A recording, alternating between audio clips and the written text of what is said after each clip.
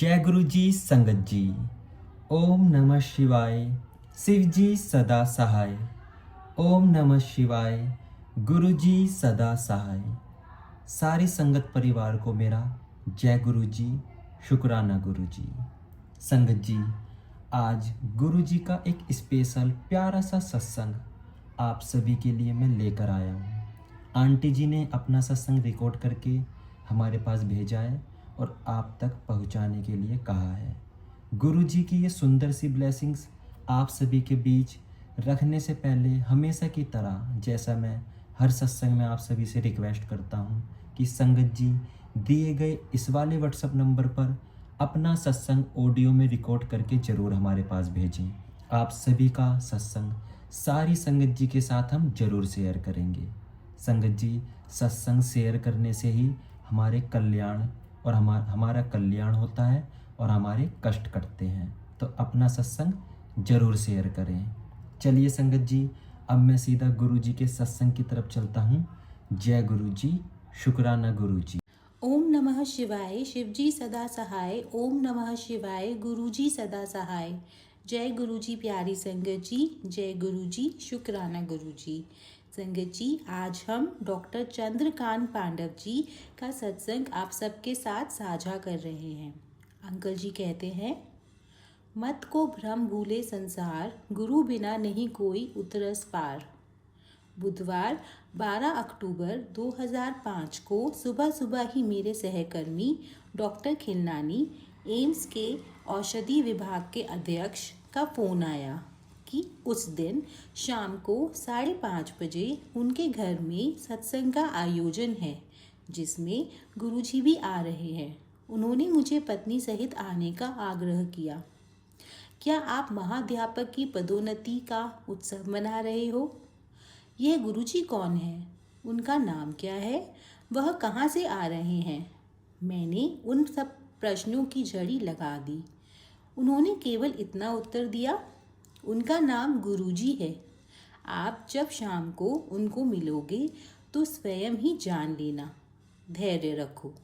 सामान्यतः मेरी पत्नी स्मिता साधु संतों में कोई विश्वास नहीं रखती थी। इस बार जब मैंने यह बात उसको बताई तो उसका उत्तर पहले से भिन्न था। संभव है इस बार कुछ अंतर हो, चलकर देखेंगे। कुछ देर पश्चात मैंने अपने मित्र रश्मि और पंकज सिंह को फ़ोन किया। मैं रश्मि जी को पहले 35 वर्ष से जानता हूँ और उनके विवाह के पश्चात पंकज जी को भी। मैं उनसे पंकज जी के पिता भूतपूर्व प्रधानमंत्री श्री चंद्रशेखर, जिनको मैं स्वयं पिताजी कहकर संबोधित करता था, के स्वास्थ्य के बारे में जानना चाह रहा था।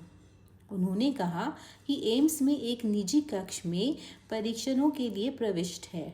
यह सुनते ही मैं सीधे उनके पास गया। वार्तालाप करते हुए उन्होंने गुरुजी से पहले दर्शन के संस्मरण सुनाए। उन्होंने यह भी बताया कि वह लगातार एम्पायर स्टेट में स्थित गुरुजी के छोटे मंदिर में जाते रहे हैं। कैसे गुरुजी ने उनके जीवन का दृष्टिकोण ही परिवर्तित कर दिया है और कैसे उनकी दया से पिताजी का स्वास्थ्य सुधर रहा है। क्या आप डॉक्टर खिलनानी को जानते हैं? रश्मि जी ने पूछा। मैंने उनसे इस प्रश्न का कारण जानना चाहा क्योंकि उनका नाम अभी तक हुई अपनी बातचीत में नहीं उभरा था। रश्मि जी ने उत्तर दिया, आज शाम को उनके यहाँ सत्संग है और हमें गुरुजी के उनके घर लाना है। मैं आतुर होकर प्रश्न करने लगा कि यह गुरुजी कौन है और उनका नाम क्या है। रश्मि जी ने मुझे धैर्य रखकर शाम को स्वयं ही सब जान लेने को कहा। मैं यह प्रसंग इतने विस्तार में इसलिए सुना रहा हूँ कि कार्य समय आने पर ही पूर्ण होते हैं। जब तक गुरुजी नियत ना करे उनके दर्शन संभव नहीं है। इसी कारण दो मित्रों से गुरुजी के बारे में सुनकर यही संदेश मिला कि आकर दर्शन और आशीर्वाद ग्रहण करो।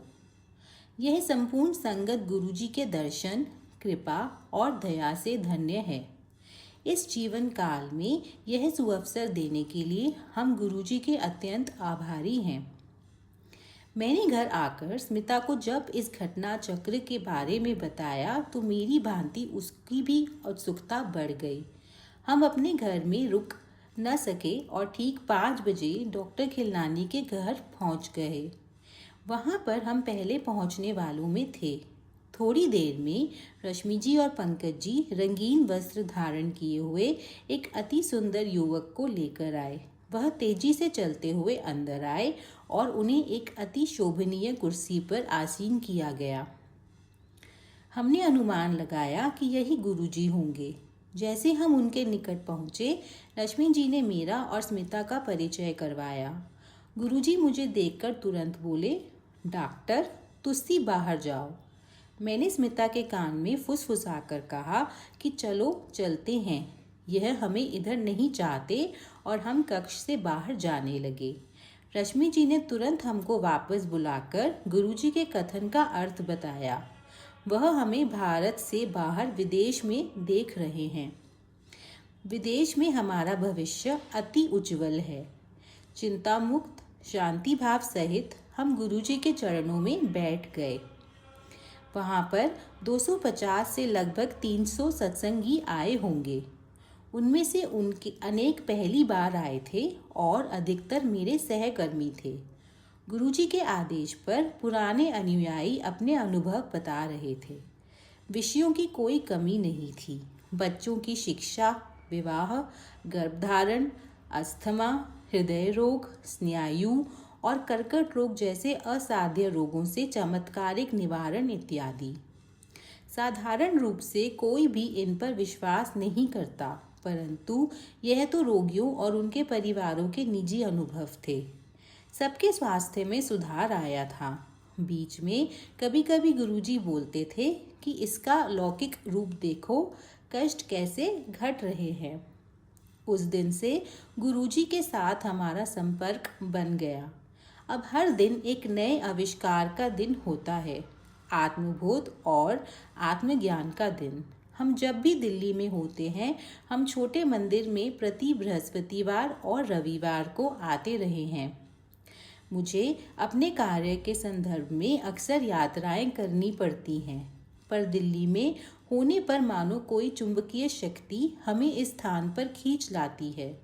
भीतर से उत्तेजना उठती है और इससे पहले कि हम कुछ सोचें, हम उनके दर्शन हेतु जा रहे होते हैं। मैंने अप्रैल 2006 के अंत में बीती हुई शीत ऋतु में कुछ अंतर देखा। मैंने स्मिता को बताया कि इस बार मैंने किसी औषधि या श्वास यंत्र का प्रयोग नहीं किया। मेरे परिवार में दीर्घकाल से अस्थमा चला आ रहा है और मुझे सदा श्वास यंत्र की आवश्यकता रहती थी। 1 या 2 बार निश्चित रूप से मेरी छाती पक जाती थी और 10 दिन तक मुझे प्रतिजैविक औषधियों का सेवन करना पड़ता था। लेकिन 2005 की शीत ऋतु में मैंने इनका प्रयोग ही नहीं किया। जब मैंने गुरुजी को इस बारे में बताया तो उन्होंने उत्तर दिया कि मुझे उनकी कृपा प्राप्त हुई है और अब मुझे कभी दमा नहीं होगा।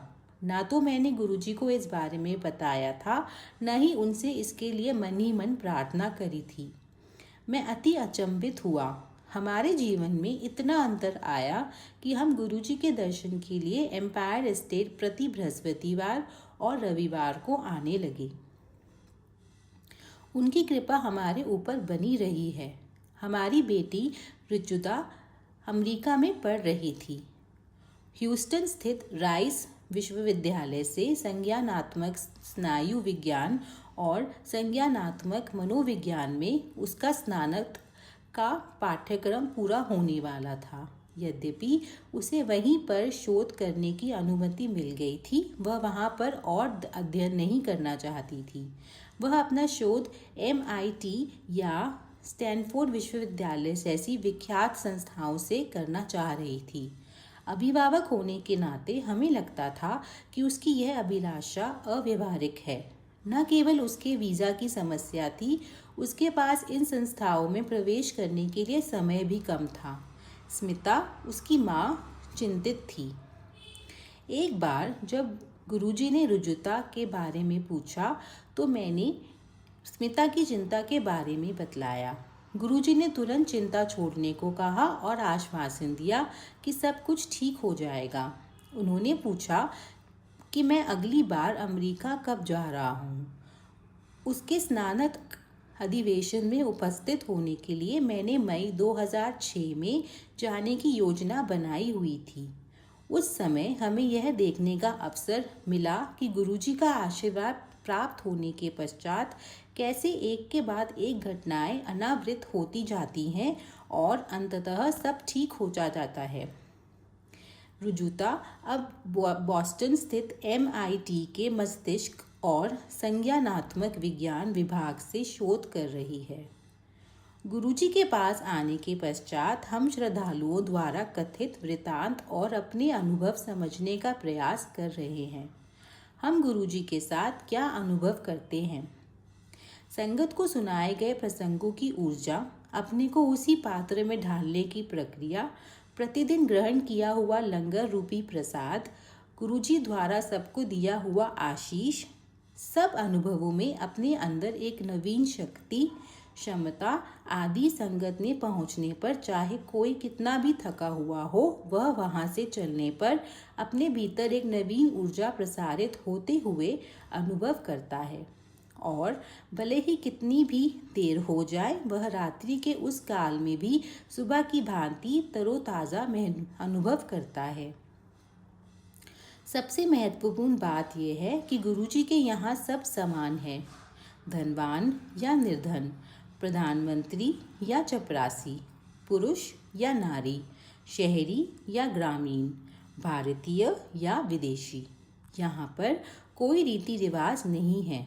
किसी भी सत्संगी से पूर्ण आत्मसमर्पण के अतिरिक्त कोई आशा नहीं की जाती। गुरुजी में आस्था और फल की आशा किए बिना विश्वास को ही तो आस्था कहते हैं। गुरुजी हमें सर्वश्रेष्ठ मनुष्य बनाने का प्रयत्न कर रहे हैं।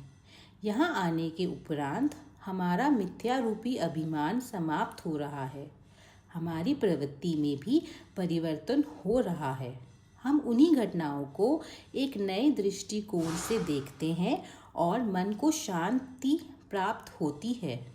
अपनी आवश्यकताओं और लोभ का भेद समझते हैं। गुरुजी ने सुकर्म करने के विवेक का विकास किया है। हम गुरुजी के अनुयायी होने से धन्य हैं। हमने यही भी जाना है, हमारे जीवन की मान्यताओं को बांटने से उनका मूल्य अधिक हो जाता है। विनीत होकर हम अपने अनुभव अपने मित्रों और सहकर्मियों से बांटते हैं। हमारी जीवन यात्रा चल रही है और इसके लिए हमारे ऊपर गुरु कृपा है। उसके लिए हम उनके अति आभारी हैं। यहीं पर डॉक्टर चंद्रकांत पांडव जी का सत्संग पूर्ण होता है। जय गुरु जी, शुक्राना गुरु जी। संगत जी, अगर ये सत्संग आप सभी को पसंद आया हो तो लाइक करें, शेयर करें, ताकि ये ब्लेसिंग्स बाकी संगत जी तक भी पहुंच सके। और संगत जी, कमेंट में जय गुरु जी लिखना बिल्कुल ना भूलें। जय गुरु जी लिखने वाले की इच्छा बहुत जल्दी पूरी होती है। और अब मैं गुरु जी से आज्ञा लेता हूँ और एक और ऐसे ही प्यारे से सत्संग की तैयारी करता हूँ। आप सभी के बीच गुरु जी का एक और प्यारा सा सत्संग लेकर मैं जरूर लौटूंगा। तब तक के लिए आप सभी को मेरा बहुत बहुत नमस्कार और सारी संगत परिवार को मेरा जय गुरु जी, शुक्राना गुरु जी।